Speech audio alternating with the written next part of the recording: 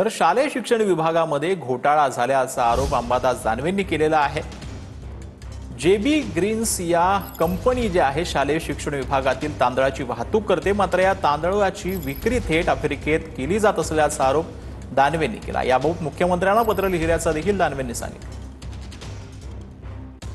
मी basic पत्र लिहिले, माननीय मुख्यमंत्री देवेंद्रजींना लिहिलेलं आहे। भुजबळांना त्याची प्रत दिलेली आहे, कारण भुजबळांच्या खात्यामध्ये सुद्धा ते गुप्ता नामक जी ट्रस्ट आहे गुप्तांचं ते काम करतं। जेबी ग्रीन्स नावाची जी एजन्सी आहे हिला वाहतुकीचं कंत्राट आहे, परंतु त्याच्यातली गोम नंतर लक्षात आली की ही ट्रस्ट आहे, चॅरिटेबल ट्रस्ट आहे। चॅरिटेबल ट्रस्ट व्यवसाय नाही करू शकत अशी माहिती पुढे आलेली की हा सगळा इथला तांदूळ गोरगरिबांच्या मुलांच्या तोंडात जायच्या ऐवजी आफ्रिकेमध्ये जातो आणि हा शालेय शिक्षण विभागातला विषय आहे। हीच एजन्सी भुजबळांच्या खात्यात सुद्धा काम करते, म्हणून मी त्यांनाही पत्र पाठवलेलं आहे।